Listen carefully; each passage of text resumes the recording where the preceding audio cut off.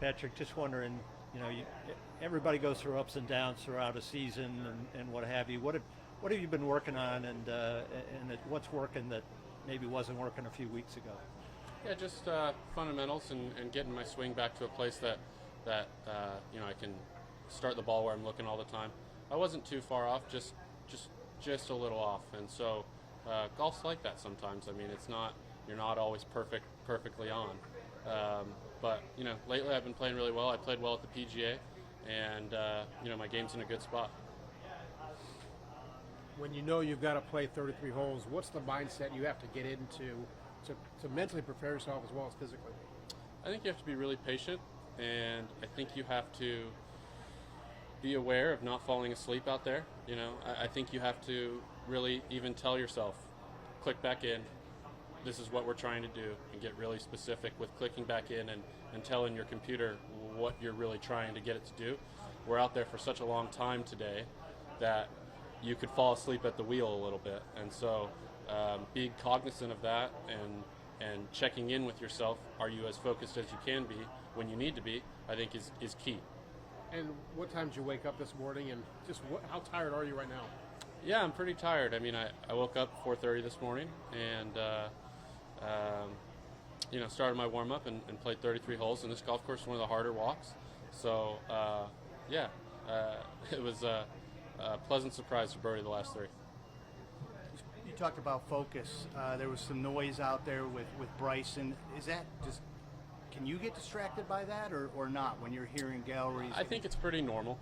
I mean, we play out here in front of fans all the time. I mean, I know the last year's been abnormal with no fans, but it just becomes normalized. And I think if you ask any of those guys, they feel the same. Is there a line that shouldn't be crossed sometimes? And did it get crossed today with Bryson? I don't pay too much attention to it, so you'd probably be better suited asking him. Did you fall asleep at any point today at the wheel? Not that I know of. Yeah, I know what you're saying. I mean, can you explain what happens when you do? Not really. I was pretty good. I was pretty good today.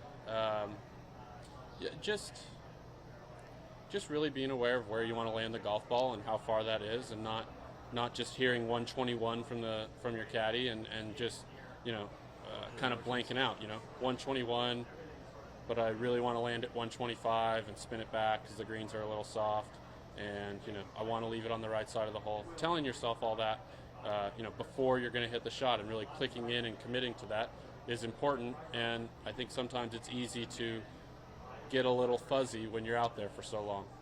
I had one meaningless question too, if you don't mind. Number 11, the par 5. What was your yardage in, and was it doable to reach it in 2? And if it was, why did you change your mind? I never changed my mind. I was 268 or 270 front, and it's all cover over water, and it's into the wind. So even my best 3-wood is about 270, and that's not into the wind or anything. So with the new length on all these par 5s, it's a lot of laying up. I mean, I've never laid up as much this week around this golf course on the par 5s by a long ways. And so the par 5s are playing a lot more difficult, and I think that's why scoring's worse this year compared to previous years. It's kind of weird that you want a par 5 with so many layups, though, isn't it? What's that? Isn't it kind of weird to have par 5s that you lay up? Don't you want to create some excitement, or? Especially considering how this golf course in the past is played. But that's just the way it is now, and I'm sure if the fairways firm out a little bit, you will be able to hit the ball a little further and maybe get to some of the 5s. That's all I had. Thank you. Thanks, Patrick. Thanks, guys.